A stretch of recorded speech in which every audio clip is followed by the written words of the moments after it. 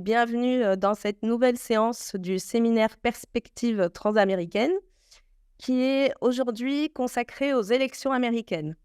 Alors, comme vous le savez, ce séminaire Perspectives transaméricaines est organisé traditionnellement par l'IDEA en partenariat avec l'École normale supérieure. Mais cette séance est un peu particulière puisque c'est une séance que l'IDEA organise en partenariat avec l'équipe Americas de l'Université libre de Bruxelles. Et c'est aussi une séance un peu particulière parce que, comme vous le savez, si vous êtes habitué à ce séminaire, c'est un espace de dialogue transaméricain dans lequel des chercheurs et des chercheuses dialoguent depuis l'Amérique du Nord et l'Amérique du Sud.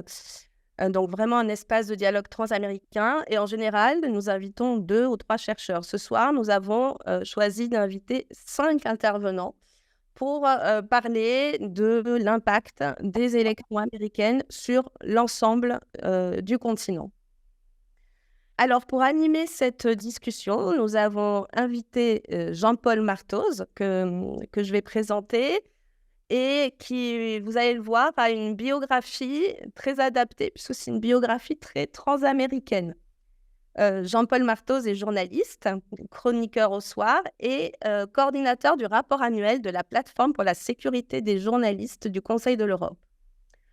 Après des études d'anglais et d'espagnol, à l'ULB d'ailleurs, il est entré dans le journalisme au début des années 70 et à ce moment-là, il s'est intéressé à la fois aux États-Unis et à l'Amérique latine. Il a été professeur au Costa Rica dans les années 70 et là, il a couvert les guerres d'Amérique centrale pour des journaux français et belges. Et il a réalisé ensuite de nombreux reportages lorsqu'il est entré au soir en 1980 sur les élections américaines, la drogue dans les Andes, les guerres des Contras au Nicaragua, Cuba, Mexique, plébiscite au Chili, etc.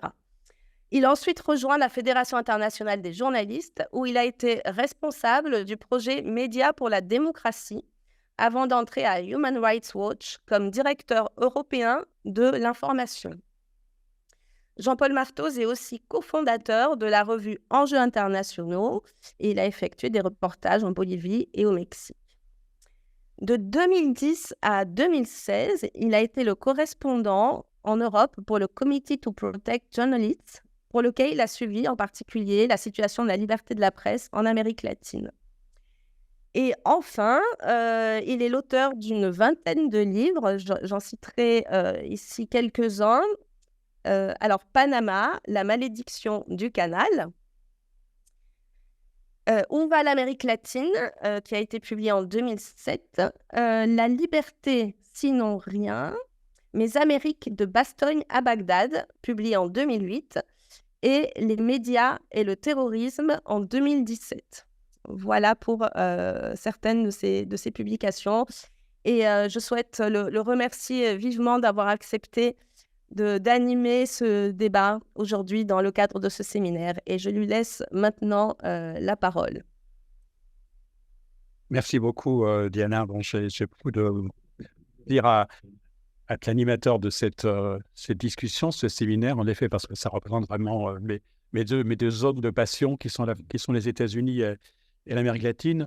Alors, avant de passer aux questions, parce que c'est surtout les intervenants qui sont intéressants, je vais les présenter, et comme ça permettra d'entrer plus rapidement dans les échanges. Alors, 4 intervenants, ce séminaire. Elisa Schell, d'abord, qui est professeure des universités en sciences politiques à l'Université Paris-Nanterre et membre junior de l'Institut universitaire de France. Ses recherches portent sur les politiques de santé et les élections aux États-Unis. Rédactrice en chef de la revue Politique américaine, vient de publier un dossier « Une démocratie ébranlée ». Elle est également membre du conseil scientifique de l'Institut des Amériques. Marie-Laure Geoffrey, qui est maîtresse de conférences en sciences politiques à l'Institut des hautes études de l'Amérique latine, Sorbonne Nouvelle, et chercheuse au CREDA. Après avoir travaillé sur les formes de contestation en régime autoritaire, elle s'intéresse désormais aux réseaux anticommunistes transnationaux. Elle a notamment publié « Contester à Cuba ». Et récemment, les articles suivants, Less Velvet for the Cuban Transition, Entanglements between Central European, Latin American and Cuban Transnational Networks, dans la revue d'études comparatives Est-Ouest, et Mettre la peur à distance, retour sur une expérience ethnographique en contexte autoritaire dans la revue Critique internationale. Serge Jaumin est professeur ordinaire d'histoire contemporaine à l'ULB, l'Université libre de Bruxelles, où il co-dirige Americas, le centre interdisciplinaire d'études sur les Amériques. Il préside le conseil scientifique de l'Institut des Amériques à Paris et est membre du comité de rédaction de sa revue IDEAS, Idées d'Amérique. Ses recherches portent notamment sur l'histoire de l'immigration francophone en Amérique du Nord. Il a écrit ou dirigé une trentaine d'ouvrages et a reçu diverses distinctions, dont le prix international du gouverneur général du Canada. Frédéric Louot est professeur de sciences politiques à l'ULB, directeur du Centre d'études de la vie politique, CEVIPOL, et co-directeur du Centre d'études des Amériques. Titulaire d'un doctorat en sciences politiques de l'IEP de Paris, il est vice-président de l'Observatoire politique de l'Amérique latine et les Caraïbes. Ses dernières publications sont Politique de l'Amérique latine en 2023, Brésil, l'interminable émergence en 2022 et Atlas de l'Amérique latine, croissance, la fin d'un cycle en 2022 également. Voilà, avec ces 4 intervenants, on va aborder une foule de questions sur les relations, non seulement sur l'impact des questions transaméricaines sur les élections, mais aussi l'impact des élections américaines sur l'Amérique latine. C'est dans les deux sens que ces dossiers s'entremêlent. Alors, une petite anecdote, quand j'étais journaliste au soir en 1980, je me souviens que j'avais couvert à Détroit la Convention nationale du Parti républicain, et à cette année-là, en fait, l'Amérique latine était vraiment au cœur de l'actualité internationale. Le Parti républicain avait fait un des éléments majeurs de sa plateforme, notamment en raison de l'Amérique centrale, du Nicaragua, de la guerre civile au Salvador, et je me souviens très bien Ronald Reagan qui allait être élu, qui allait être nommé lors de cette convention comme le candidat officiel du Parti républicain, qualifiait la région d'Amérique centrale comme la veine jugulaire de l'Occident. C'était vraiment quelque chose de fondamental. Par ailleurs, il y avait aussi une remise en cause fondamentale de la politique des droits de l'homme du président Carter, qui s'était inspiré en fait de la situation d'Amérique latine pour développer sa fameuse doctrine à l'Université Notre-Dame en 1977. Alors aujourd'hui, par contre, on a l'impression que l'Amérique latine est très marginalisée dans les débats de politique extérieure et même de politique intérieure aux États-Unis. Vraiment, il y a les conflits au Proche-Orient qui dominent toutes les discussions. Il y a d'autres dossiers aussi qui apparaissent plus importants que l'Amérique latine. Cela dit, même si durant le débat entre Kamala Harris et Donald Trump, on a à peine cité un certain nombre de dossiers qui avaient une relation avec les autres Amériques que les États-Unis, on se souvient de la fameuse phrase de Donald Trump à propos de la ville de Springfield en Ohio, disant « mais ils mangent des chiens, ils mangent des chats ». C'était à propos des Haïtiens, des immigrés haïtiens.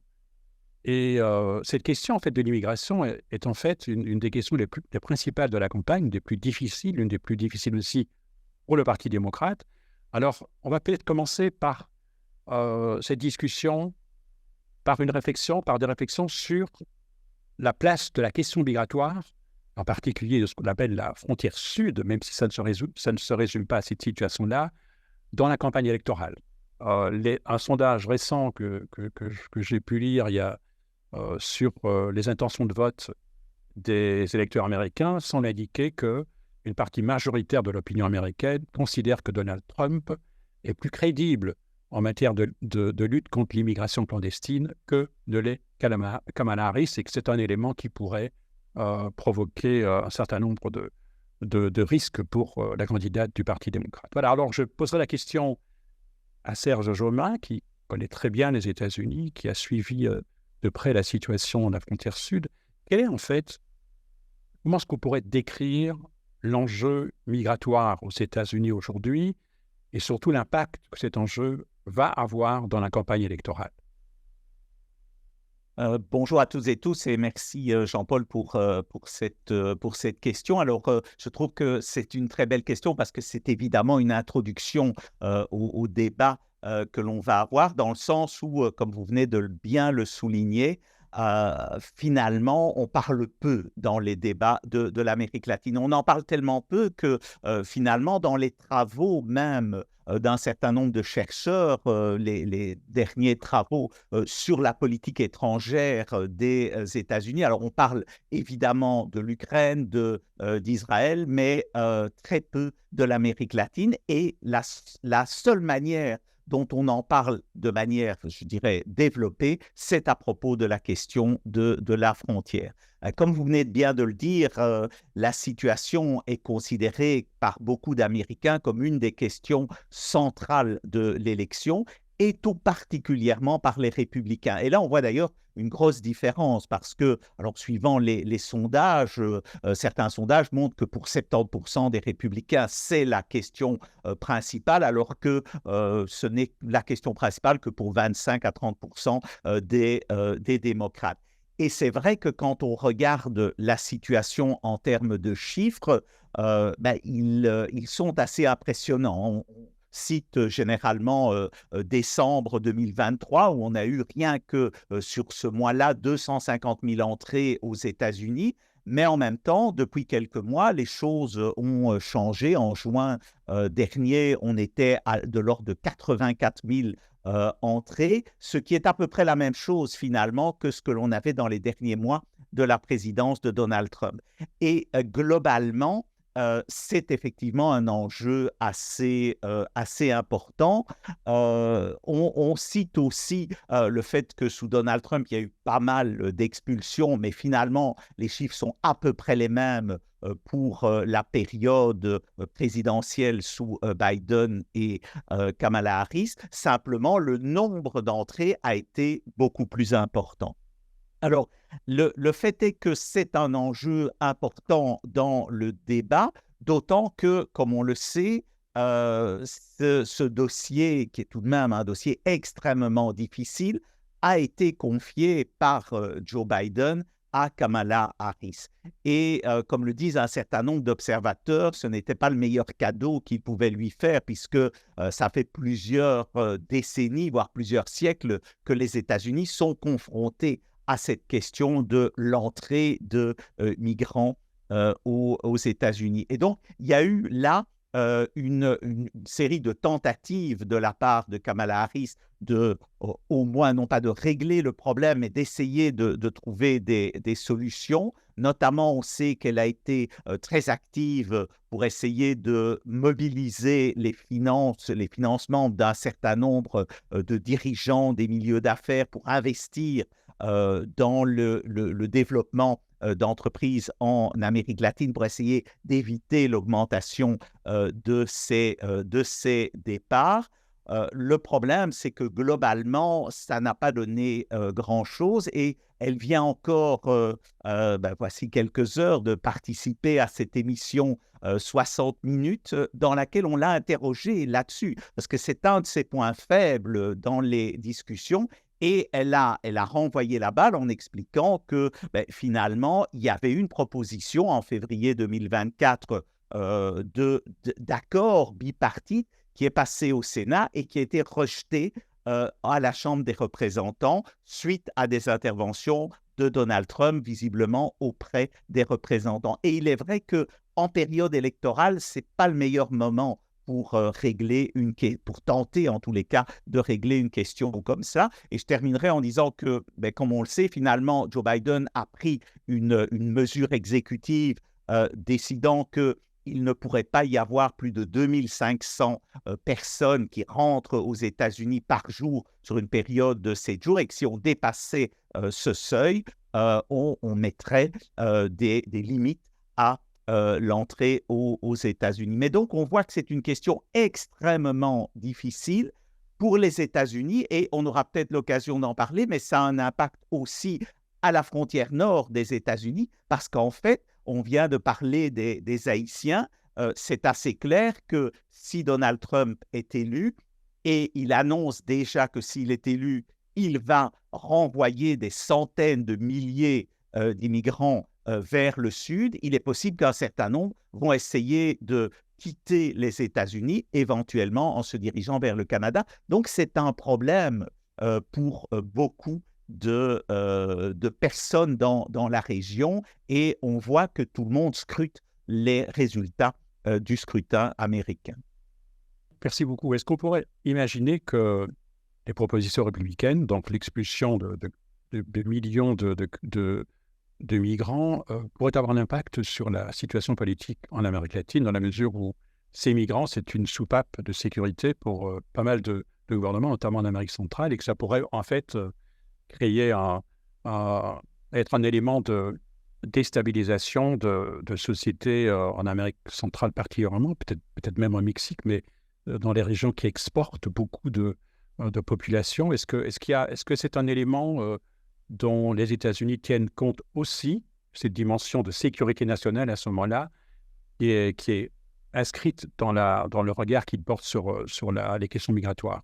Est-ce que quelqu'un veut répondre? Est-ce que bien Serge voudrait... Je peux juste ajouter qu'effectivement, c'est un des éléments. Alors, les États-Unis ne regardent pas fort ce qui se passe au sud. Par contre, bien entendu, je n'en ai pas parlé, mais il y a toute une mythologie autour de ces migrants, en disant du côté des républicains qu'ils apportent un certain nombre de drogues, qu'il s'agit aussi de personnes dangereuses pour la sécurité des États-Unis, et que donc il faut mettre en place un certain nombre de mesures. Mais en tous les cas, du côté de Donald Trump, il y a un regard sur la situation des États-Unis en se disant on expulse, mais sans vraiment penser aux conséquences et à la manière de gérer cela avec les États voisins. Quelqu'un veut intervenir sur cette question? Oui, Elisa? On n'entend pas. Le micro, s'il On vous plaît. n'entend pas pour micro. Bien, bonjour à tous, bonjour à toutes, merci pour cette invitation. Oui, j'abonde tout à fait dans le sens qui a été indiqué par Serge Jomin, et je voulais aussi préciser les circonstances dans lesquelles ce débat a été apporté, puisque les États-Unis ont traversé, comme nous tous, la pandémie, et que pendant la pandémie, il y a eu des restrictions sur les migrations. Et au moment de la levée de ces restrictions, donc au printemps 2022, cela a créé un afflux de migrants qui a été assez spectaculaire, et qui ont été tous conduits au seul endroit qui les accueille inconditionnellement, c'est la ville de New York. Donc ça a véritablement marqué l'opinion de voir, ça faisait vraiment les nouvelles tous les jours, les gens dans des bus, à la rue, enfin... Il y a eu une problématique aiguë en 2022, et là, on est donc aux premières élections après cet événement-là. Donc, l'image qu'ont les Américains, c'est pas seulement l'image habituelle des bons ou des moins bons migrants, hein, qui font partie de l'histoire des États-Unis, mais aussi une sorte de catastrophe, en fait, de gestion de cet afflux de migrants véritablement. Est-ce qu'il y a en fait est-ce qu'on peut faire un lien entre la politique migratoire, l'enjeu migratoire, et d'un autre côté, le vote latino ou les votes latinos? Dans quelle mesure est-ce que la population d'origine latino-américaine, qui représente une proportion croissante de la population américaine, va se décider à partir de la politique qui va être adoptée ou qui est annoncée par les candidats républicains et démocrates? Comment est-ce qu'on peut... Parce qu'on peut imaginer qu'il y aurait comme ça une solidarité immédiate avec les personnes qui majoritairement sont d'origine latino, qui sont à la frontière, mais on peut aussi imaginer qu'il y ait des dissensions au sein du vote latino à propos de cette migration et certaines formes de refus, de rejet de cette migration. Comment est-ce que s'articule cette question au sein de la communauté latino et dans son vote aux élections de novembre? Alors, c'est assez composite, puisque ce qu'on peut dire déjà de manière générale, c'est que les votes des minorités ne sont pas monolithiques, monocolores, que des clivages les traversent, et notamment sur cette question-là. Donc, la gestion de la frontière sud, c'est un enjeu prioritaire pour 51% des électeurs latinos. Donc, c'est un enjeu important, mais qui est au coude à coude avec des enjeux comme l'économie ou la violence par arme à feu. Donc l'immigration fait toujours partie du top 3, mais pas forcément en première place. Et effectivement, l'électorat latino connaît une croissance extraordinaire ces dernières années. En 2000, il y avait 14 millions d'électeurs. On en a 20 millions de plus là, cette année qui peuvent voter. Donc, c'est un électorat qui va représenter plus de la moitié des nouveaux électeurs cette année et qui est donc en croissance continue dans la population générale et dans l'électorat. Donc, c'est un électorat qui est assez jeune. Donc, ça veut dire que c'est un électorat qui est aussi moins politisé, qui est tendanciellement moins inscrit sur les listes, qui participe moins. Donc, on est aussi dans un travail de socialisation à un certain nombre de questions, donc y compris celle de la migration. Après, il y a bien sûr des disparités régionales entre ces différentes communautés latino. Je pense que Marie-Laure Geoffrey pourra sans doute en dire plus autour, par exemple, des Cubains et des Portoricains en Floride qui ont des tendances différentes. On a aussi des clivages religieux au sein de cet électorat hispanique. On sait que les protestants vont plutôt aller vers Trump, mais les catholiques et les non-affiliés vont plutôt aller du côté de Harris. Sachant qu'on a, dans la tradition catholique, plutôt une propension à accueillir ces immigrants, ou en tout cas à être favorable à cet accueil. Donc, les hispaniques sont traditionnellement plutôt acquis au Parti démocrate aux 2/3, mais ce qu'on voit ces dernières années, c'est que de plus en plus, cette marge s'érode et la part qui revient aux démocrates diminue à la faveur de celle qui va aux républicains. Donc, on n'est pas du tout dans une minorité monolithique ou monocolore. Est-ce qu'on peut parler un peu plus précisément des différences entre les communautés et comment ces communautés votent? Peut-être Marie-Laure Geoffrey, le vote cubain qui a été évoqué par Elisa est un bel exemple, mais est-ce qu'on pourrait peut-être un peu préciser d'une manière qui permet de comprendre comment les différentes communautés hispaniques du Mexique, du Cuba, du Venezuela se définissent par rapport au vote?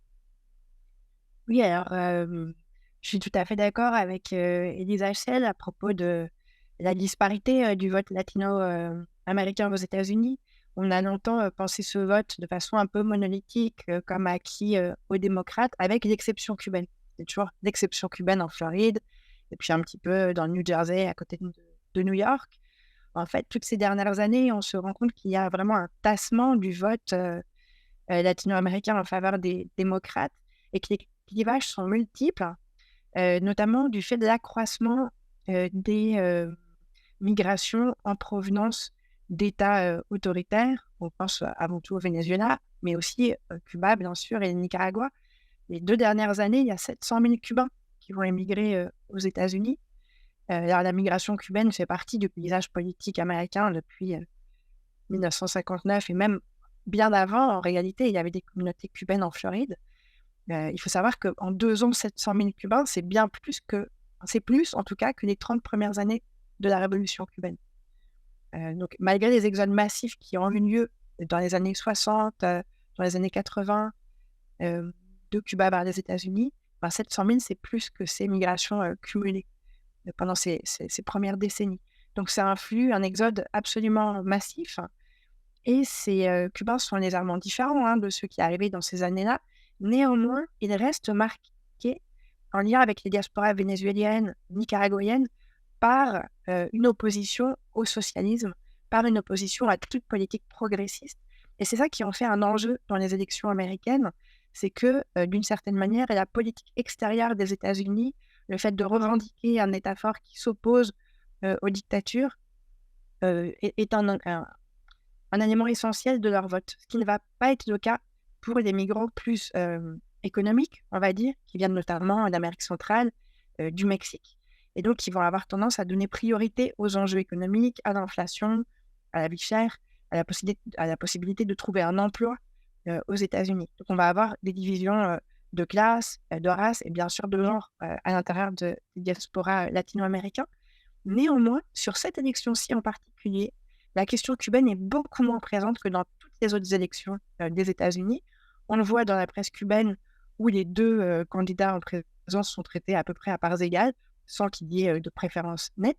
Et on le voit aussi dans les discours qui sont tenus, ou plutôt qui ne sont pas tenus pendant ces élections, où la question cubaine est simplement traitée comme partie prenante de la question migratoire. Mais là où je vois un autre enjeu bien distinct, c'est la manière dont la diaspora politisée de Floride a impulsé une vision de la politique progressiste, à peu près progressiste des démocrates, comme une politique marxiste ou communiste. Et donc, il y a des mèmes qui circulent de Kamala Harris en veste de camarade soviétique qui dénonce son supposé marxisme, etc. Alors, c'est aussi lié à la politique de communication de l'aile la plus conservatrice du parti républicain. Néanmoins, cette politique de communication s'est vraiment développée en Floride à la faveur de la jonction entre ces différentes diasporas très conservatrices, cubaines, vénézuéliennes avant tout, mais aussi nicaraguayennes et en partie aussi colombiennes avec l'appui d'Alvaro Uribe.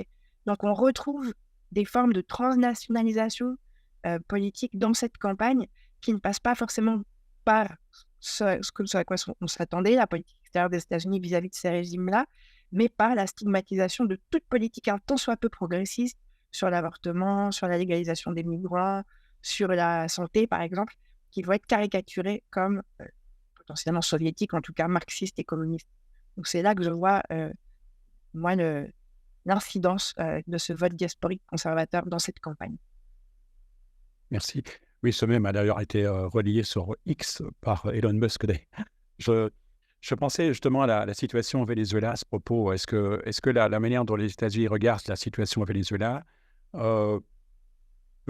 s'inscrit aussi dans cette crainte d'un accroissement de la pression migratoire, ou ça s'inscrit essentiellement dans le débat idéologique entre les démocrates et les républicains autour des notions précisément de communisme ou de démocratie? Est-ce que je ne sais pas si vous voulez répondre à ça, ou bien peut-être Frédéric voudrait intervenir sur cette question, mais je crois que le Venezuela est un thème intéressant avec toute la polémique sur les résultats de l'élection et les craintes que le pays ne s'enfonce davantage et que ne parte une partie encore plus importante de gens qui créerait une pression migratoire aux États-Unis, avec à côté de ça cette dimension idéologique que vous avez bien soulignée.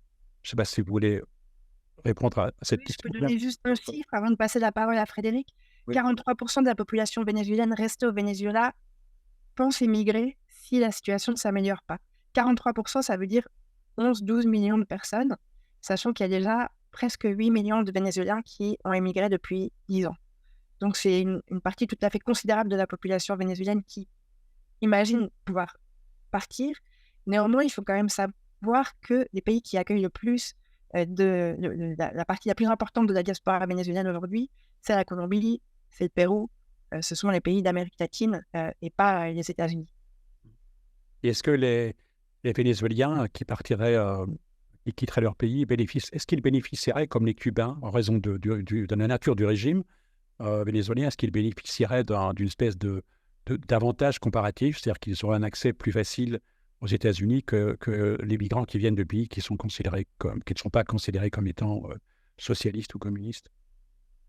Alors, la législation favorable à la population cubaine n'a pas d'équivalent pour les autres pays latino-américains, même pour les pays sous régime répressif. En revanche, il y a un programme de parole, comme on appelle cela aux États-Unis, de protection temporaire qui est accordé à un certain nombre de migrants et qui a été accordé à environ 250 000 migrants vénézuéliens ces dernières années, mais également cubains, si je ne me trompe pas, haïtiens et nicaraguayens. Mais ces programmes sont temporaires et peuvent ne pas être renouvelés. Donc, il y a une dimension beaucoup plus précaire dans l'accueil de ces migrants-là par rapport à ce qui a été le cas pour les Cubains. Merci. Frédéric Lou, comment est-ce que vous interprétez la place du Venezuela dans le rapport aux élections aux États-Unis? Est-ce que vous voyez un lien direct qui pourrait avoir un impact, alors qui sera peut-être un impact négatif de nouveau pour les démocrates? Alors, bien sûr, le rôle du Venezuela, c'est bien sûr un enjeu migratoire, hein, mais ça fait partie d'un enjeu migratoire plus large. Ça a été dit par Marie-Laure Geoffrey, c'est-à-dire la pression migratoire vénézuélienne vers les États-Unis, mais qui est peut-être moins forte que la pression migratoire vers d'autres voisins. Je pense à la Colombie, notamment au Brésil. Donc, cette pression migratoire, c'est un enjeu régional au sens large, pour lequel, d'ailleurs, le continent américain peine à produire des réponses régionales.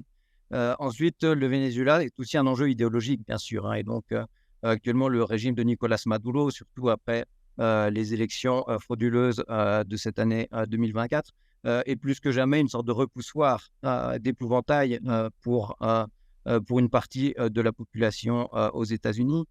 Et donc, c'est un enjeu aussi de simplification des débats, d'associer finalement tous les migrants latino-américains à des victimes des régimes socialistes au sens large, incarnés par le régime de Maduro.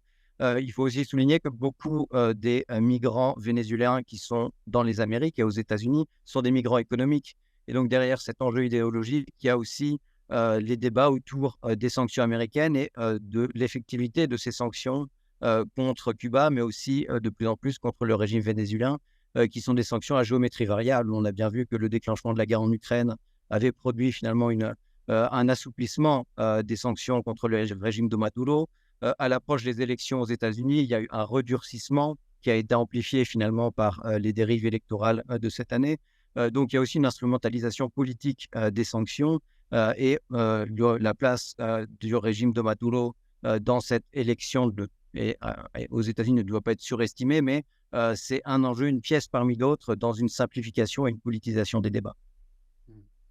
Merci. Alors, il y a un paradoxe dans cette question du Venezuela et son inscription dans la campagne électorale américaine. D'un côté, le Venezuela représente pour les républicains une cause relativement facile à exploiter en termes de démocratie versus autoritarisme. Mais par ailleurs, les républicains sont aux États-Unis ceux qui, dans une certaine mesure, semblent apporter aux États-Unis une forme de latino-américanisation, et je dis le mot de manière malheureusement négative, de la politique, avec une série de phénomènes qui sont liés plutôt à l'autoritarisme. Il y a l'autoritarisme, une forme de populisme que représente Donald Trump. Il y a une forme de caudillisme. Certains ont comparé à plusieurs reprises au début de sa présidence, Donald Trump, au phénomène du caudillisme latino-américain. Finalement, il y a aussi une forme de violence, de violentisme, de violence aux États-Unis qui s'est fortement développée ces dernières années, notamment en raison de la rhétorique extrêmement brutale de Trump et de ses acolytes. Et puis finalement, il y a le golpisme, pratiquement, puisque le 6 janvier 2021, on a assisté à l'invasion du Capitole. Comment est-ce que vous interprétez ce paradoxe, en fait? Il y a d'un côté la captation par les républicains de l'argument démocratique contre les socialistes ou communistes démocrates, mais par ailleurs, ce sont eux qui, aux États-Unis, apparaissent comme les principales menaces contre la démocratie. Donc, si je peux juste dire, effectivement, c'est un élément qui a beaucoup changé la politique américaine. Et pas par hasard que l'on a parlé de trumpisation du parti républicain. Et la particularité, c'est ce que vous venez de souligner, Jean-Paul, c'est cet assaut, évidemment, du 6 janvier qui est resté dans les mémoires et aussi qui a marqué en quelque sorte le sommet de la violence dont les élus républicains finalement font en quelque sorte l'apologie, parce que la particularité, c'est évidemment qu'il y a eu cet assaut. Et puis qu'il y a aujourd'hui encore une adhésion d'une majorité de dirigeants républicains au mythe de l'élection volée et indirectement au fait qu'ils considèrent que finalement, il y a eu une petite tentative, non pas de coup d'État, mais de remettre un peu les choses en place aux États-Unis. Certains laissent même entendre que c'était presque une sorte de visite courtoise du Congrès. Et ce qui est particulier, évidemment, c'est que, on le sait, le 8 janvier 2023, finalement, à Brasilia, on a eu un peu quelque chose de similaire, et que l'on n'avait non plus jamais vu. Alors, il y a eu déjà une série de coups d'État en Amérique latine, mais ce qui est particulier, évidemment, là, c'était le lien entre Trump et Bolsonaro. Bolsonaro, on s'en rappelle, et Frédéric pourra évidemment revenir là-dessus, qui a fait en quelque sorte allégeance à Donald Trump, même si c'est un personnage tout à fait différent et la situation n'est pas comparable. Mais comme vous venez bien de le souligner, les États-Unis ont pendant longtemps, en quelque sorte, été une sorte d'exemple en matière de démocratie, et ce n'est pas par hasard si parmi les premières mesures que Joe Biden a prises, ça a été d'organiser des sommets sur la démocratie. Alors, ça n'a pas été des succès, hein. Il en a organisé 2 et ça n'a pas très bien fonctionné, mais il a voulu marquer la différence par rapport aux républicains en soulignant que du côté des démocrates, on estimait que c'était un élément essentiel pour les États-Unis, non seulement de préserver la démocratie, mais aussi de dénoncer les abus de langage et de pouvoir de Donald Trump, et finalement de remettre en quelque sorte les États-Unis dans une autre position, dans la position de représentants d'une certaine image de la démocratie qui est fortement contestée par Donald Trump. Et effectivement, on a là quelque chose d'assez particulier, puisque si on prend l'exemple du Venezuela, une forte critique de la part des républicains, mais quand on voit la manière de gérer les choses aux États-Unis, il y a tout de même un certain nombre d'éléments que l'on pourrait mettre en parallèle avec ce qui se passe au Venezuela. Bon, comparaison n'est pas raison, mais c'est tout de même assez interpellant. Ces discussions, ouais, elles ravivent aussi les interprétations et les hypothèses sur une sorte de convergence euh, entre des démocraties consolidées et ce qu'on a appelé les pays issus de la troisième vague de démocratisation au sortir des dictatures, et une sorte d'hybridation des pouvoirs des régimes politiques.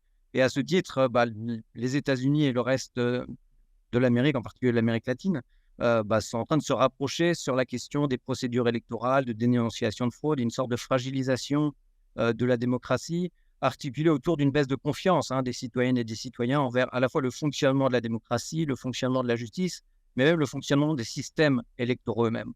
Alors aux États-Unis, les critiques à l'encontre du système électoral ne sont pas nouvelles, mais il est vrai que les réactions de Donald Trump en 2020, qui ont débouché sur l'assaut contre le Capitole, et le parallélisme avec ce qui s'est passé 2 ans plus tard au Brésil, ont mis à jour finalement une comparabilité entre la politique états-unienne et la politique d'autres pays comme le Brésil, pour prendre le principal pays d'Amérique du Sud. Derrière ça, si on va rechercher un petit peu les racines, les causes de cette violence politique accrue et qui semble débridée, là encore, à travers une comparaison entre le Brésil et les États-Unis, la tentative d'assassinat contre Donald Trump cette année faisait écho aussi à une tentative d'assassinat durant la campagne électorale de 2018 contre Jair Bolsonaro, et résulte aussi d'un discours très violent et d'une banalisation de la violence dans les discours politiques dans les 2 pays, de la part des candidats qui ont été eux-mêmes victimes d'attentats. Et donc, dans ce cas-là, on a une violence, une intolérance politique qui nourrit les débats, qui nourrit les discours, et qui va s'étendre, se prolonger dans des actes violents, que ce soit des actes de militants radicalisés qui vont faire un assaut contre le Capitole, tant à Washington qu'à Brasilia, ou des actes parfois très personnels, ou parfois structurés à l'encontre de candidats politiques aux élections. Merci. Je signale juste à ceux qui participent à ce débat qu'il est possible de poser des questions via le Q&R du webinaire. Voilà, je le rappelle, n'hésitez pas à poser vos questions. Je vérifierai régulièrement les questions qui seraient posées et je les utiliserai pour interpeller les intervenants en cours du débat ou à la fin de cette session. Voilà, je vais revenir un petit peu. Oui, est-ce que quelqu'un veut intervenir? Je voulais seulement revenir un peu sur la question de la transnationalisation idéologique dans les Amériques. C'est-à-dire, on a évoqué disons un peu les similitudes, les comparabilités, comme a dit Frédéric, entre la situation brésilienne, par exemple, et américaine. Comment est-ce qu'on pourrait définir, qualifier, expliquer ces transnationales conservatrices en Amérique, dans les Amériques, un peu comme dans les années 60, on avait parlé de la transnationalisation d'idéologie de la sécurité nationale, et puis dans les années 80, le néoconservatisme. Aujourd'hui, comment est-ce qu'on pourrait qualifier cette transnationale de la conservatrice? Est-ce que le mot populiste, national-populiste serait adéquat ou pas du tout? Ou est-ce qu'on devrait parler plutôt de libertarianisme quand on pense par exemple à Milei en Argentine? Comment est-ce que vous caractériseriez les transnationales les plus influentes dans le débat transaméricain aujourd'hui, au niveau idéologique? Qui voudrait répondre à cette question? Moi, je peux avancer quelques éléments de réponse, mais j'aurais pensé que Elina Hachel aurait quelque chose à dire sur le populisme. Alors moi, j'ai le sentiment que ces liens transnationaux ne sont pas nouveaux parce que je me suis penchée sur les interconnexions entre différents types d'organisations conservatrices dans les Amériques. Et ce qui est intéressant de voir, c'est que d'abord, il y en a énormément qui sont organisées de façon transnationale, plus conservatrices, plus catholiques, plus libertaires, libérales, mais qu'elles partagent un certain nombre d'espaces communs en lien avec des grands think tanks, comme la Fondation Atlas, par exemple, dans laquelle se mêlent un certain nombre de figures politiques, économiques, intellectuelles, des influenceurs, qui partagent des espaces de débat, de discussion, dans lesquels, et ça paraît étonnant parce que ça paraît daté, la question de l'anticommunisme est très présente.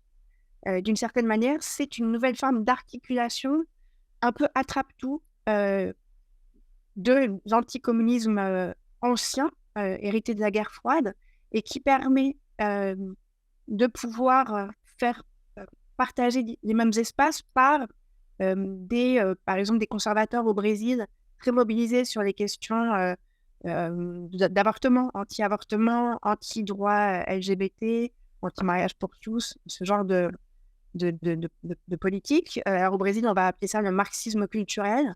Donc on se bat contre le marxisme culturel dans le cadre de la discussion qui a lieu énormément en Colombie, qui s'oppose également tous ces conservateurs évangéliques et en partie catholiques, donc une coalition chrétienne conservatrice, qui sont également très mobilisés sur les questions d'avortement, des questions LGBT, de transgenre, etc. Là, elles s'articulent un peu autrement. On ne parle pas de marxisme culturel, on va parler de castrochavisme et de la manière dont le castrochavisme promeut ce type de remise en question de Dieu, des croyances, de la tradition, de la famille, avec l'idée que c'est un socialisme athée qui permet ça. Donc, en fonction des pays, cette internationale anticommuniste s'articule de différentes manières. Il y a une dimension attrape-tout, avec différents types de paradigmes sémantiques. Et ça permet des formes de confluence et d'articulation entre des positions politiques apparemment bien distinctes. On observe même des formes de transnationalisation vers l'Europe, parce que le parti Vox en Espagne est très connecté avec ses fondations, avec un certain nombre de ses mouvements, et tente de faire pièce au réseau plus conservateur traditionnel du Parti populaire d'Espagne, par exemple, pour avoir créé une nouvelle zone d'influence en Amérique latine sur ces questions-là.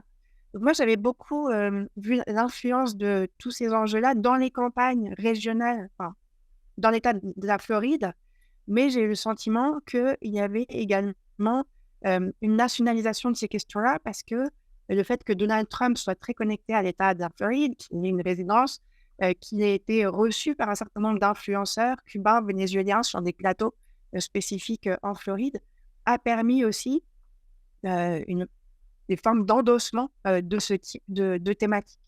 Donc voilà, c'est des connexions que je vois qui sont beaucoup plus fluides qu'auparavant, mais qui permettent vraiment des connexions dans tout un ensemble de droites qu'on aurait pensé bien distinctes. Merci. Comment est-ce qu'on pourrait peut-être insérer la discussion sur l'avortement dans cette thématique à la fois de la transnationalisation idéologique dans les Amériques, mais aussi l'impact de ce débat de l'avortement aux États-Unis, et peut-être même au travers des discussions qui se déroulent en Amérique latine sur le vote latino, qui est aussi évidemment influencé par la discussion qui se déroule actuellement aux États-Unis. Et là, c'est vrai qu'on a l'impression que cette question d'avortement est un élément favorable la question d'avortement est un élément qui semble porter davantage la candidature de Kamala Harris que de Trump. Comment est-ce qu'on pourrait peut-être aborder cette question d'avortement dans cette trans-américalisation des débats? Élise Hachel, peut-être? Oui, alors sur l'avortement, ce qui est intéressant, c'est qu'on est dans un schéma à front renversé. Donc aux États-Unis, depuis 2022 et l'arrêt de la Cour suprême de juin donc 2022, l'arrêt Dobbs, on a une décision qui a été renvoyée aux États et une fin de la protection fédérale de l'avortement. Et on a vu une vague de restrictions dans un certain nombre d'États, dans un peu moins d'un tiers des États américains, l'avortement est totalement interdit, alors que dans un certain nombre de pays d'Amérique latine, on a vu au contraire une vague de légalisation ou de dépénalisation de l'avortement ces dernières années. Alors, on peut penser à l'Argentine, à la Colombie ou au Mexique, ce qui contraste avec la situation aux États-Unis, qui est encore très en suspens, mais peut-être pas aussi, aussi dramatique qu'on pourrait le penser, puisque cette élection américaine est la première élection où le Parti républicain n'a pas l'interdiction de l'avortement dans son programme. Et les élections de mi-mandat en 2022 avaient fait ressortir des résultats qui laissaient à penser que les électeurs, et notamment les électrices, étaient quand même en soutien d'une certaine protection de cet accès à l'avortement. Donc, il y a quand même quelques différences, c'est-à-dire qu'aux États-Unis, donc cette législation, elle dépend des États, alors qu'en Amérique latine, c'est des législations qui dépendent généralement du niveau national. On peut voir aussi que l'influence catholique très forte en Amérique latine n'a pas empêché la progression de ce droit à l'avortement, même si bien sûr il reste pas totalement interdit dans des pays comme le Honduras, Nicaragua ou El Salvador, parmi d'autres. Donc on a une influence religieuse qui n'empêche pas forcément la progression des droits, alors qu'aux États-Unis, on a des mouvements chrétiens conservateurs qui ont joué un rôle très, très important dans ces restrictions. Et puis l'autre élément de comparaison entre l'Amérique latine et les États-Unis, c'est aussi la place du féminisme, puisque aux États-Unis, on a un débat qui est plutôt polarisé entre pro-choix et pro-vie, alors que la vague de légalisation ou de dépénalisation en Amérique latine a été portée par un très fort mouvement féministe. Donc on voit qu'il y a des situations assez contrastées dans les Amériques sur ce point de l'avortement. Merci. Quelqu'un d'autre veut intervenir sur cette question-là? Oui, Frédéric. Oui, tout à fait. Quelques mots, mais c'est vrai que la question de l'avortement, c'est un enjeu vraiment d'actualité dans beaucoup de pays de la région. Et c'est aussi un enjeu qui dépasse les clivages droite-gauche qu'on a en Europe, avec beaucoup de dirigeants qui, socio-économiquement, pourraient être associés à la gauche, notamment en Amérique latine, qui sont contre le droit à l'avortement, entre autres droits reproductifs. Et donc, on a eu beaucoup de cas dans la première décennie des années 2000, après le virage à gauche, où finalement, la remise en cause finalement de l'interdiction de l'avortement est plutôt passée par des voies judiciaires et par les cours suprêmes ou par des arrêtés de justice. Et ça suscite un autre enjeu au niveau de l'internationalisation, de la transnationalisation, de ce qu'on peut appeler des droites radicales qui vont surfer sur les droits de la famille, finalement, la famille traditionnelle, patriarcale, et inclure la question de l'avortement dans ce package plus large de ce que vont appeler l'anti-wokisme, finalement. Ça va être les conditions d'accès au pouvoir et la prise de conscience qu'il faut accéder au pouvoir pour pouvoir ensuite nommer des juges de la Cour suprême, par exemple, et pour pouvoir avoir non seulement une influence directe sur l'exercice du pouvoir, mais aussi une influence indirecte sur d'autres pouvoirs. Et ça, on l'a vu avec Donald Trump, et la nomination de 3 juges de la Cour suprême, mais aussi à d'autres niveaux de pouvoir de plus de 200 juges qui vont avoir une forte influence dans la production de nouvelles lois.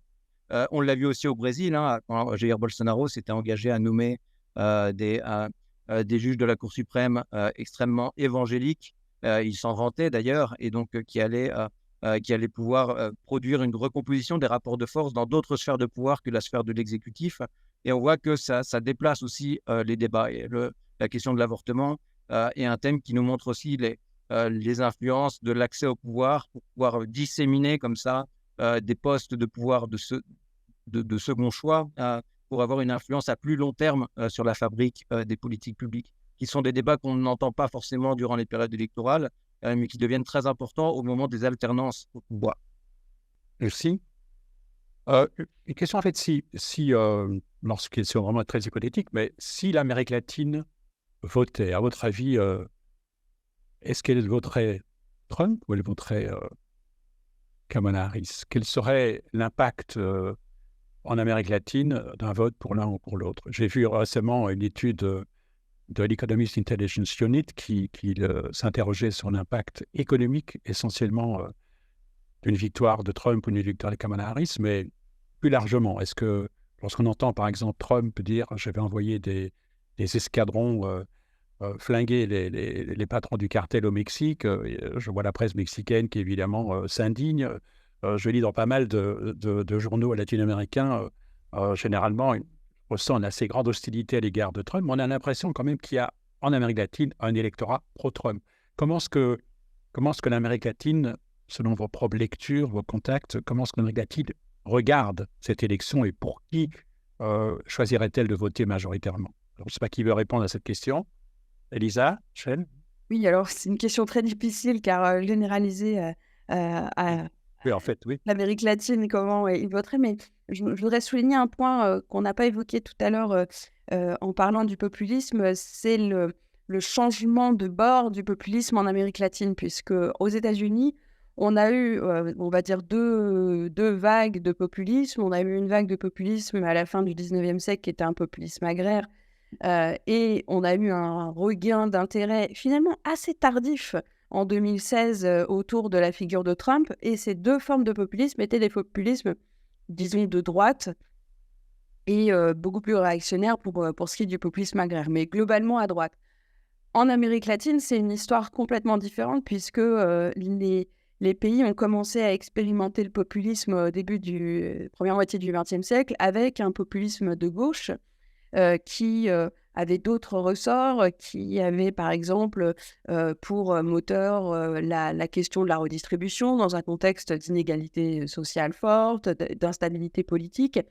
Et les politiques économiques qui ont été mises en place dans ce contexte ont eu des conséquences importantes sur les économies locales, alors qu'aux États-Unis, les politiques économiques de Donald Trump n'ont pas marqué de contraste aussi important et n'ont pas créé on va dire, de précarisation aussi massive de la société américaine. Donc, on est vraiment dans un schéma à front renversé en termes de populisme. Donc, aujourd'hui, je dirais que le populisme de droite en Amérique latine est plus dominant et va voir se rapprocher des figures comme celles qu'on a évoquées, comme Milei, comme Bolsonaro, qui vont se retrouver autour de thèmes qui sont, par exemple, la défiance envers le changement climatique, ou en tout cas la distance par rapport aux politiques environnementales. On sait que c'est un enjeu important en Amérique latine avec la prédominance de l'extraction de matières premières.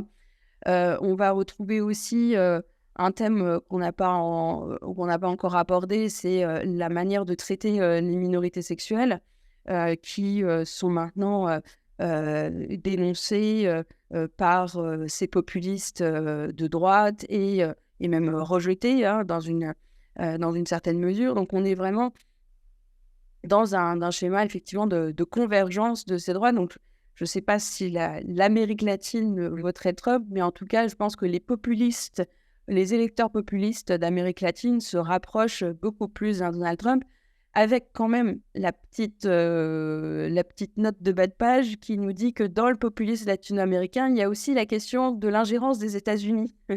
Donc là où les Américains du Nord vont voir l'Amérique du Sud sous le prisme de l'immigration et de la criminalité pour les républicains, du côté de l'Amérique latine, on conteste aussi on peut contester l'ingérence des États-Unis, et on l'a vu tout à l'heure avec le Venezuela, c'est aussi l'impuissance des États-Unis à renverser une tendance au niveau d'un régime. Donc on est vraiment ici dans, on va dire, un populisme qui a des convergences, mais certaines différences qui sont liées à des rivalités de puissance au niveau géopolitique. Et puis, il ne faut pas oublier, bien sûr, la question du pétrole qui participe de la question de l'indépendance énergétique des États-Unis, qui est maintenant au cœur des préoccupations, hein, après des décennies de mondialisation qui ont vu la délocalisation d'un certain nombre d'emplois.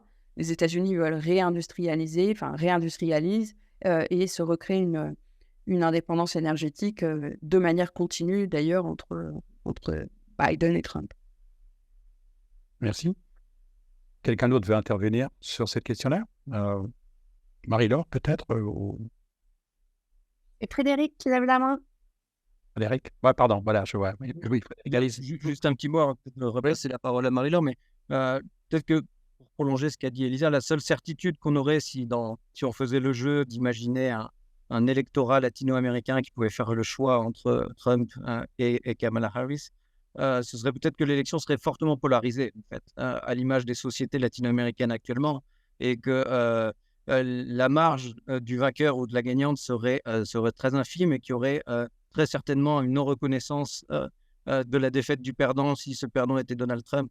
Et l'autre pari qu'on pourrait faire, ce serait qu'il y aurait peut-être des surprises en termes de génération d'électorat, et que l'électorat le plus jeune aurait peut-être tendance à voter plus majoritairement pour Donald Trump. On a eu ce genre de surprise, notamment lors des dernières élections en Argentine, où le vote Milei a été un vote extrêmement jeune, finalement, et un vote moins politisé, en fait. Donc là, il faudrait rentrer peut-être dans des caractéristiques du vote, mais je dirais que la capacité de Donald Trump à capter un électorat jeune, peu politisé, et un électorat qui est victime aussi de la mondialisation, victime des transformations socio-économiques, ça se reproduirait très certainement dans les sociétés latino-américaines. Je ne peux qu'être d'accord avec Frédéric, j'aurais dit exactement la même chose.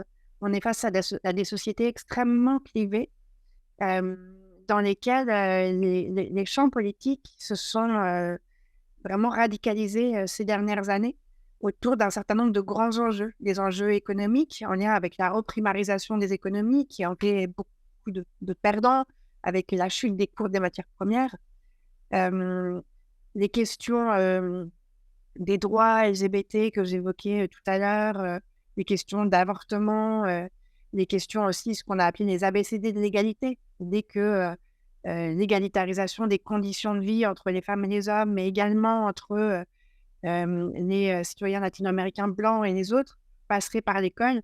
Ça a énormément antagonisé les populations dans un certain nombre de pays.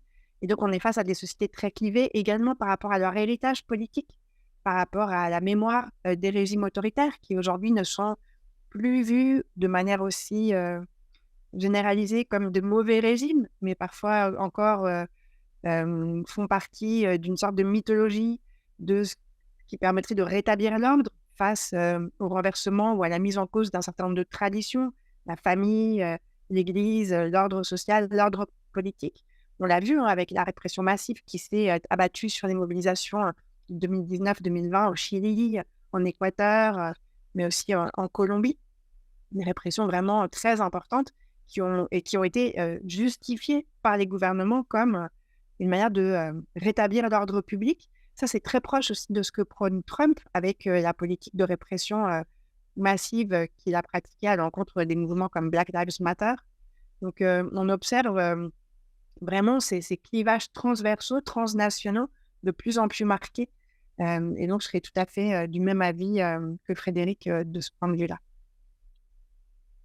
Merci. On a l'impression, durant cette phase de l'histoire, que c'est la population qui demande l'autoritarisme, alors que dans les années 60, on vivait dans l'idée que les régimes autoritaires en Amérique latine étaient imposés à une population, au peuple, en fait. On a l'impression aujourd'hui qu'il y a un vote massif, en tout cas extrêmement important, pour des solutions autoritaires. Quand je prends le cas du Salvador, par exemple, quand on voit l'adhésion qu'a suscité Bukele, bon, c'est vrai que c'est une situation qui est préoccupante pour la notion de démocratie. Alors, comment est-ce que vous voyez un petit peu cette dégradation générale de la démocratie libérale dans les deux parties de l'Amérique latine, mais des Amériques, que ce soit en Amérique latine, que ce soit aux États-Unis, peut-être aussi, Serge peut nous en parler, peut-être au Canada, qui a l'air d'être plus protégé sur des choses, mais dont on parle aussi la présence de un parti conservateur relativement droite. Je veux dire, qu'est-ce qui, dans le fond, explique réellement cette adhésion?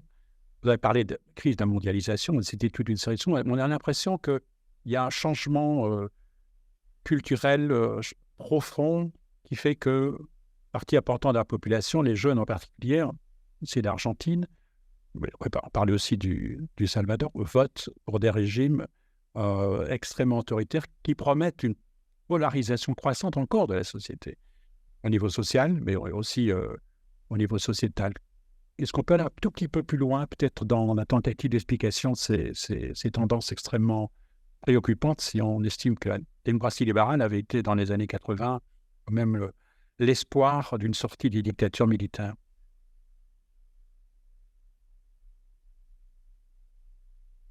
Oui, je peux peut-être dire rapidement, mais sans développer beaucoup. Mais ce qui est intéressant ici, et l'objectif, c'est de réfléchir à aussi l'impact de l'élection américaine sur l'ensemble du monde. Mais ce qui est tout de même très intéressant, c'est de voir à quel point le monde entier regarde les États-Unis et notamment l'Amérique latine. Et donc, on a l'impression aussi, depuis 2016, qu'il y a quelque chose qui a changé dans le sens où il y a une série de non-dits d'une certaine façon qui aujourd'hui permettent à certains dirigeants de se prononcer de manière qu'ils n'auraient jamais osé faire précédemment en se référant éventuellement aux États-Unis. Et donc, je dirais que Donald Trump a changé de ce point de vue le contexte et on voit qu'il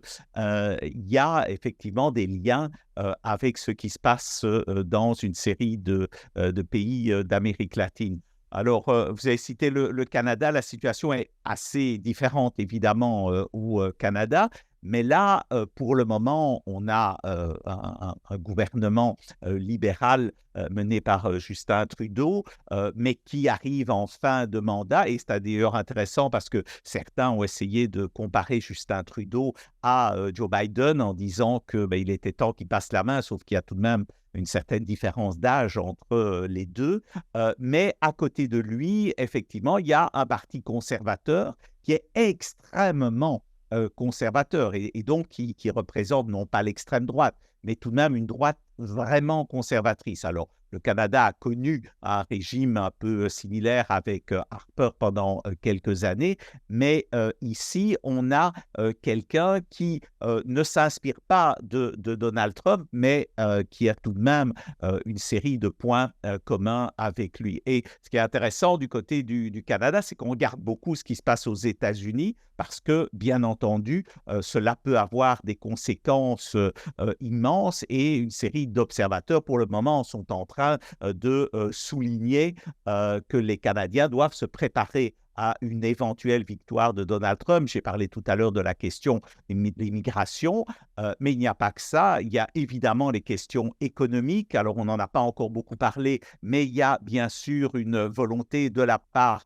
des républicains et plus spécifiquement de Donald Trump de développer des barrières plus importantes à l'entrée donc des barrières tarifaires soulignant qu'il pourrait augmenter jusqu'à 20% les droits d'entrée sur toute une série de produits. Pour le Canada, ce serait une catastrophe puisque c'est la plus grande frontière non militarisée du monde, même près de 9000 kilomètres. Et donc, le partenaire par excellence, c'est les États-Unis. Cela pourrait avoir des conséquences assez dramatiques sur l'économie canadienne, sur la valeur du dollar, etc.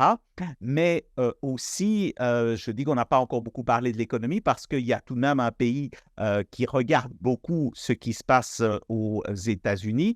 C'est non seulement le Canada, mais aussi le Mexique. Et donc, on sait qu'il y a eu cet accord de l'ALENA qui a été remis en cause par Donald Trump en 2018 et il a obtenu très rapidement, finalement, un nouvel accord de libre-échange avec le Mexique et le Canada. Il faut se rappeler que l'ALENA, signée en 1994, avait provoqué un certain nombre de critiques très vives de la part surtout des républicains, mais aussi de différents acteurs politiques aux États-Unis. Et là, c'est le nouvel accord qui porte le nom maintenant États-Unis, Canada, Mexique, doit être renégocié en 2026. Et là, il y a une crainte très forte de la part du Canada, mais aussi du Mexique, en laissant entendre qu'il se pourrait bien que Donald Trump, s'il est élu, mette une pression beaucoup plus forte pour obtenir encore beaucoup plus pour les États-Unis, mais éventuellement, il pourrait simplement se retirer de l'accord. Et donc ça aurait des conséquences extrêmement graves sur le Mexique. On en a parlé du Mexique sur les questions de migration, mais sur le plan économique, le Mexique regarde aussi beaucoup ce qui va se passer aux États-Unis parce que cela peut avoir un impact considérable. Merci. Disons, c'est une réponse d'ailleurs à une des questions qui était posée par les participants. Ils s'interrogeaient sur l'impact économique et commercial pour les pays d'Amérique latine en cas de victoire de Trump et en cas de victoire de Harris. Bon, d'un côté, protectionnisme, de l'autre côté, libre-échange. Impact aussi sur le Canada. Donc, je pense que Serge Jaumain a répondu en grande partie à cette question. Je remercie le participant de l'avoir posée. J'aimerais aussi m'interroger un peu, vous interroger plutôt sur la place de l'éléphant dans le magasin de porcelaine qui est la Chine, en fait. Tous les pays latino-américains ont développé ces dernières années des relations de plus en plus importantes avec la Chine. La Chine est la cible principale de Donald Trump dans ses relations extérieures, qu'elles soient commerciales ou politiques, en partie aussi d'ailleurs de Kamala Harris, des démocrates. Comment est-ce que vous voyez en fait le positionnement que vont avoir les pays latino-américains qui ont courtisé la Chine pour les investissements, mais qui en même temps ont à l'égard de ce type de régime, semble-t-il, une relation relativement hostile, pas du moins peut-être que celle qui les porte à dénoncer le communisme dans des pays comme au Venezuela ou à Cuba. Mais comment est-ce que vous voyez un petit peu la manière dont la Chine s'introduit dans ces débats, à la fois idéologiques, géopolitiques et économiques? Je veux bien donner non pas une réponse, mais un préambule à cette réponse, parce que je ne pense pas qu'il y ait un si grand contraste entre Harris et Trump sur la question de la politique économique. Parce que, par exemple, si on repense au débat qui a opposé Trump à Harris, sur la question des tarifs douaniers, si vous vous souvenez de cette question-là, elle était assez mal tournée. Je dirais que les deux candidats, on connaît la position de Trump, et la position de Harris n'était pas claire du tout sur ce point-là. Et je ne sais pas, je n'irais peut-être pas jusqu'à dire que si Harris était élu, on serait dans une position de libéralisme. Et je crois que les États-Unis ont quand même une sorte de continuité dans, on va dire, le libéralisme pour les autres, c'est-à-dire qui les arrange, et le protectionnisme pour préserver leurs intérêts. Je crois qu'il y a vraiment une mise en avant des intérêts nationaux qui dépasse les clivages partisans. Donc je ne sais pas si par rapport à la Chine, qui est aussi le premier adversaire économique des États-Unis, il y aura un si grand contraste, non pas dans les discours, mais dans les mesures qui sont effectivement prises. Voilà. Merci. Quelqu'un d'autre veut intervenir Si je peux abonder dans le sens de ce que vient de dire Elisa, c'est évident que s'il y a bien un point sur lequel il y a une certaine similitude finalement déjà entre ce qu'a fait Biden, entre la politique de Biden et la politique de Trump, c'est bien entendu la Chine, à tel point que on a dit jusqu'à ce qu'il y ait évidemment la crise à Gaza, que toutes les forces, tous les regards en tous les cas de la politique étrangère américaine, devait se tourner vers l'Asie. Évidemment, l'Ukraine et puis le conflit israélo-palestinien a changé un petit peu la donne, mais sur le plan économique en plus, il est très clair que le problème pour le moment pour les États-Unis, le problème numéro un, c'est la Chine. D'autre part, on doit avoir en tête que, évidemment, on a cette image de Trump en disant il y a les États-Unis et que les États-Unis, globalement, la situation n'est pas trop différente du côté des démocrates. Simplement, ils le disent souvent de manière beaucoup plus policée, mais il est très clair pour eux que ce sont les intérêts américains d'abord. Et de ce point de vue, l'adversaire, c'est évidemment la Chine. Alors, Frédéric et Marie-Laure pourraient dire aussi de quelle manière c'est ressenti du côté de l'Amérique latine, mais ce qui est très clair, c'est que c'est vraiment un des domaines sur lesquels il y a finalement le moins de différence. Par contre, sur l'accord entre le Mexique et le Canada, il est très possible là qu'il y ait une différence entre les positions que prendrait Donald Trump ou Kamala Harris. Et si je peux me permettre une petite nuance supplémentaire entre l'économie formelle et l'économie souterraine. C'est-à-dire que pour l'instant, on parle de l'économie légale, mais si je prends l'exemple des drogues, on a parlé de la crise des opioïdes qui a été mise en avant par Donald Trump lors de sa première campagne en 2016 et qui est ressortie maintenant pour blâmer le Mexique de déverser des torrents de fentanyl sur les États-Unis.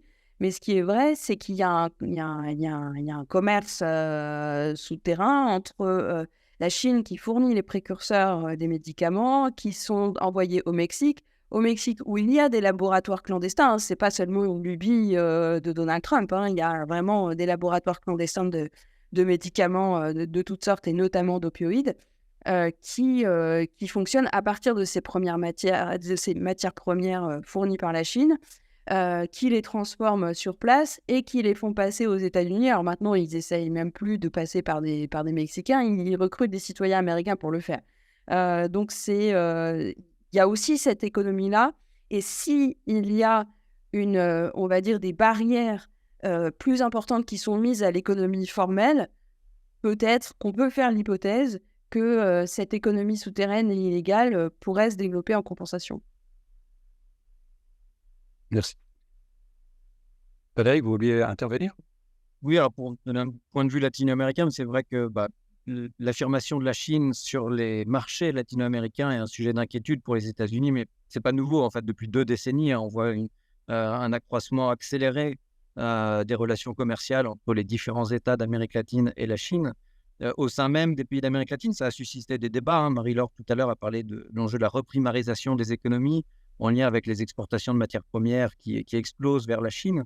On a vu plusieurs pays dont la Chine est devenue le premier partenaire commercial, avec des implications politiques aussi au niveau de la reconnaissance de Taïwan, par exemple, ou de la non-reconnaissance de Taïwan, donc des enjeux diplomatiques forts et une implication de plus en plus forte du point de vue culturel, des médias chinois qui se développent en Amérique latine, des instituts Confucius, et donc une contestation finalement de la domination de l'impérialisme américain dans son propre terrain de jeu, dans son propre jardin.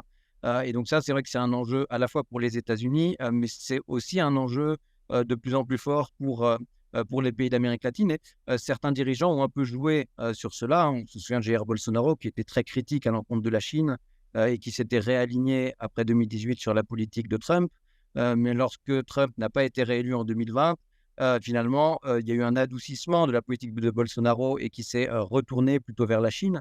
Et on se rend compte qu'au-delà des choix gouvernementaux et des enjeux discursifs, hein, et des discours, finalement, il y a des relations commerciales qui sont de plus en plus fortes entre la Chine et les différents pays d'Amérique latine, et que ça, les États-Unis vont avoir beaucoup de mal à le contrer, et ce n'est pas le retour au pouvoir éventuel d'un Donald Trump qui va permettre de le contrer.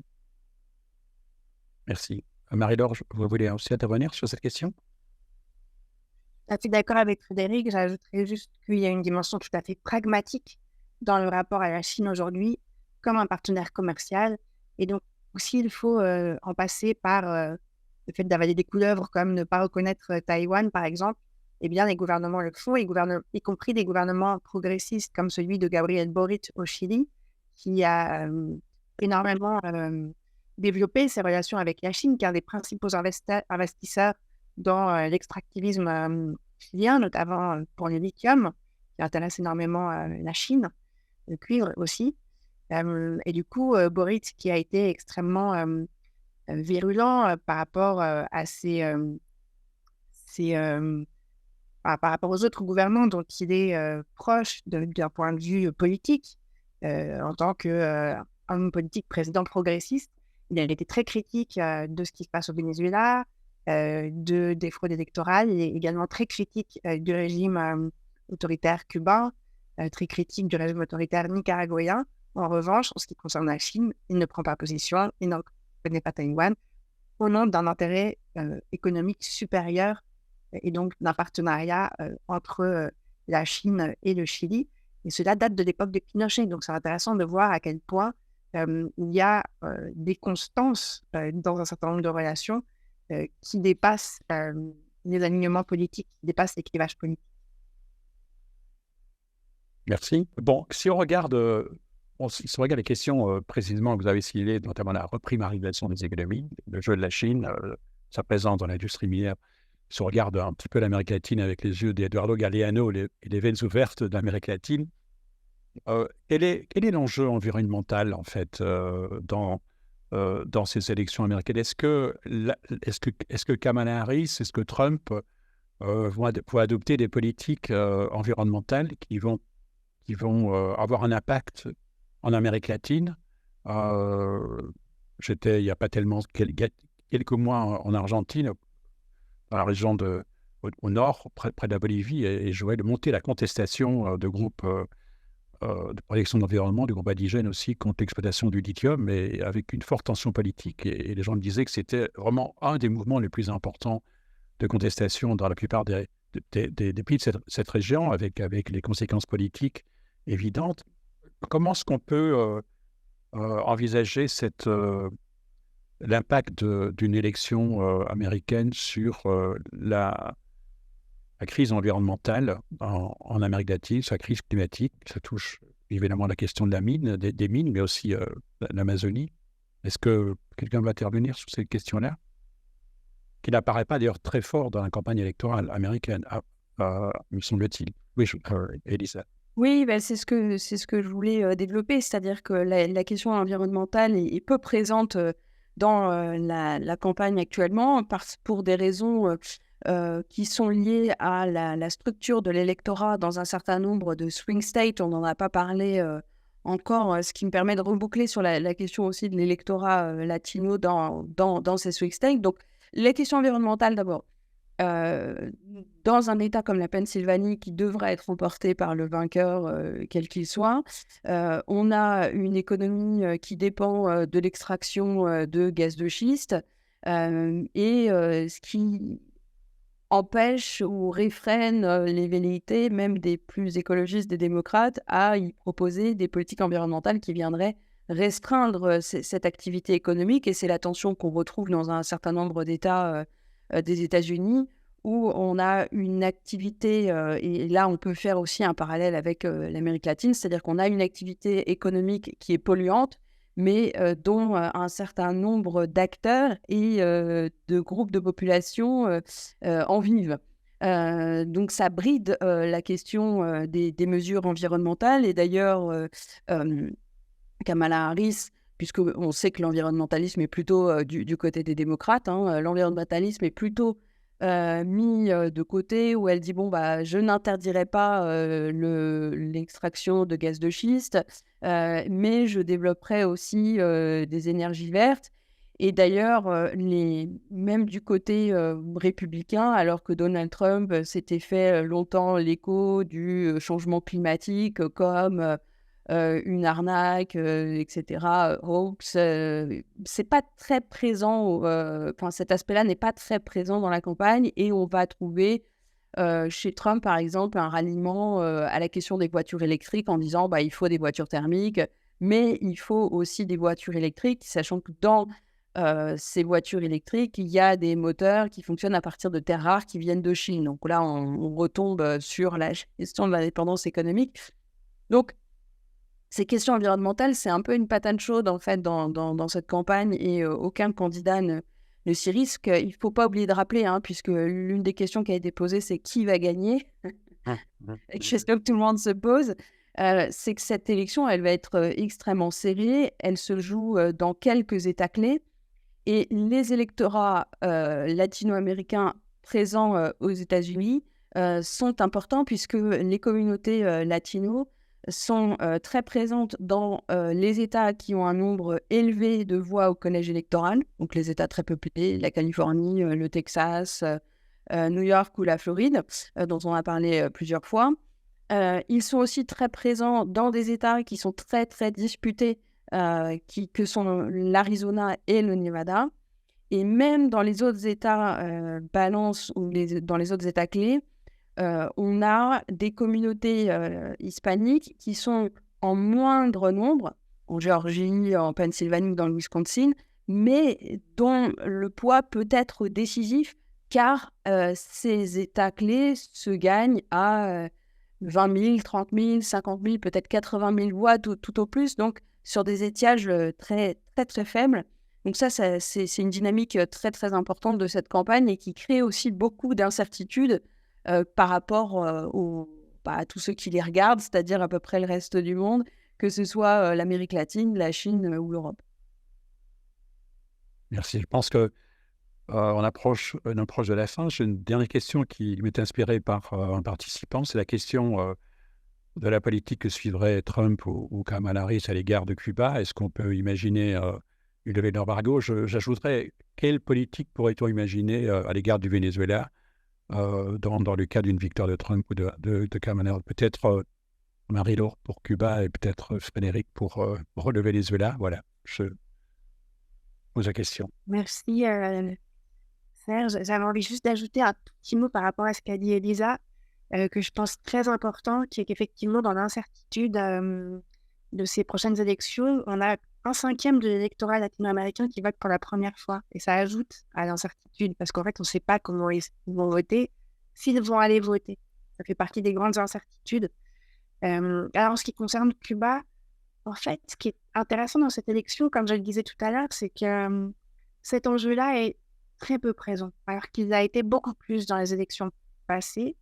Ce qu'on sait de Kamala Harris, c'est qu'elle est plutôt anti-embargo, contre cette politique de sanctions qui a failli, qui n'a jamais mené à grand-chose.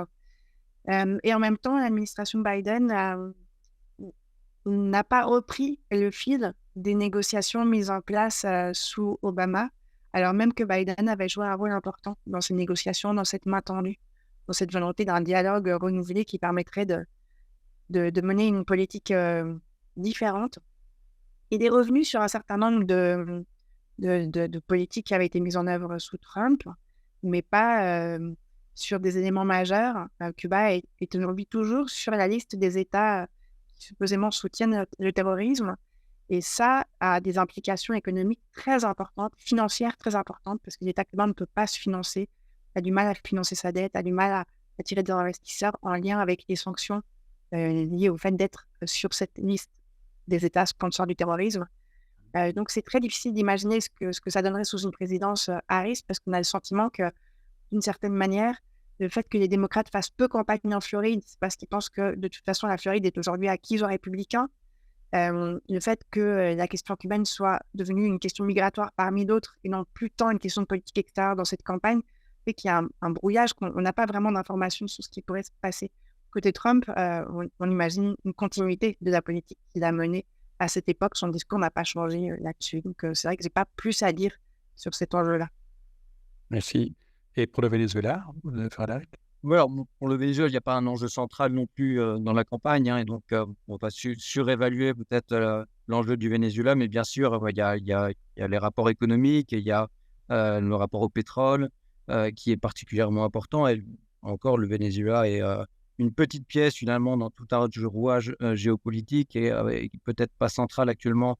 Et donc, on pourrait imaginer que dans les deux cas, il y aurait finalement un regain ou un entretien des sanctions ou d'une politique dure à l'encontre du Venezuela. Mais derrière ça me permet peut-être de rebondir, c'est un petit peu mal poli, mais sur deux questions qui ont eu lieu au début et au milieu de cet échange. Le rapport à la démocratie, finalement, et la tension entre démocratie et autoritarisme. Hein, si on part du principe que Donald Trump aurait plutôt une tendance à l'autoritarisme, qu'il aurait presque assumé, du moins au début de son mandat, je ne dirais pas qu'il y a une adhésion à l'autoritarisme dans les électorats américains au sens large. Peut-être par contre que dans un contexte de crise, de difficultés économiques et de crise de confiance envers les élites politiques qui ont gouverné ces dernières décennies, il y aurait une tolérance à des régimes plus autoritaires, voire une indifférence finalement envers le type de régime politique, pour peu que certaines grandes questions de politique publique soient prises en charge par les gouvernements. Et le paradoxe, c'est qu'on en sent une attente dans les électorats plus d'un pouvoir fort au niveau régalien, et notamment dans la lutte contre la sécurité, dans des politiques restrictives sur les enjeux migratoires, mais un pouvoir aussi plus effacé, par contre, les enjeux plus économiques. Et les dernières élections qui ont amené des gouvernements de droite plus radicales en Amérique latine portaient ce paradoxe finalement, hein, d'un retour presque autoritaire sur la gestion du pouvoir politique régalien, teinté d'un conservatisme sociétal très fort, mais qui s'accouplait finalement avec un abandon des projets d'État-providence et finalement une libéralisation très forte au niveau économique.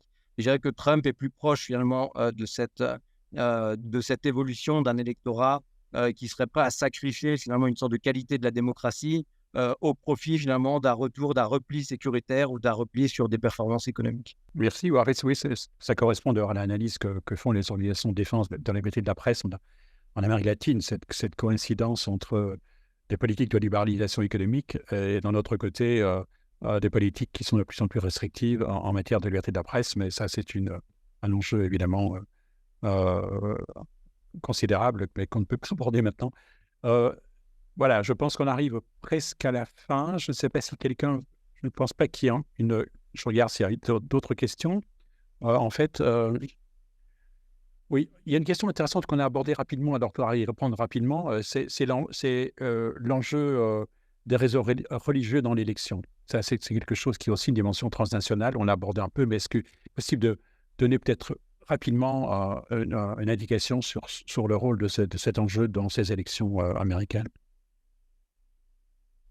Alors, sur le rôle des réseaux religieux, alors j'aurais une réponse sans doute incomplète, mais ce que j'ai pu voir, c'est que les réseaux évangéliques ne sont plus aussi importants dans les cercles de pouvoir qu'ils ne l'étaient, et qu'on assiste à l'émergence de réseaux de catholiques dits post-libéraux, de catholiques, disons, conservateurs. Donc ça, c'est une vraie question. Est-ce que les catholiques qui sont plutôt dans leur tendance latino-américaine, favorable par exemple à l'accueil des migrants, est-ce qu'il va y avoir un catholicisme post-libéral dans ce contexte-là?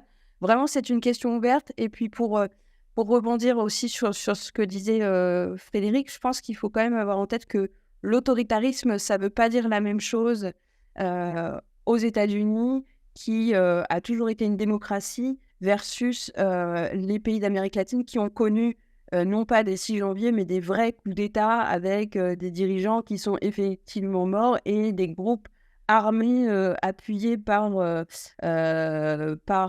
l'armée régulière dans certains cas qui ont pris le pouvoir. Donc je pense que le terme d'autoritarisme tel qu'il est utilisé aux États-Unis désigne ce qu'on appellerait peut-être en France une présidentialisation ou une hyper-présidentialisation, mais ne renvoie pas à des régimes autoritaires au sens où on a pu les connaître en Amérique latine ou même en Europe.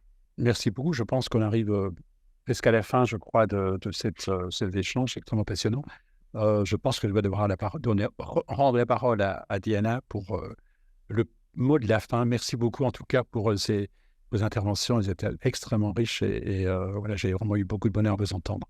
Oui, merci beaucoup pour ce débat qui a permis de couvrir une multitude de sujets, en effet, des migrations au populisme, en passant par le narcotrafic, la Chine, l'économie, l'environnement, la question cubaine.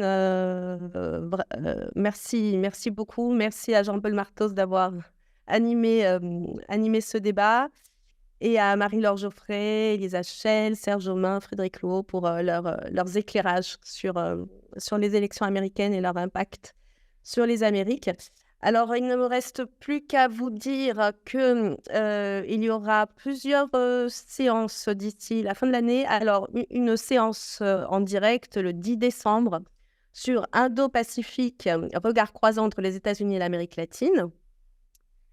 Mais avant cela, je voulais aussi rappeler que 2 séances seront rediffusées sur les questions de l'agrégation.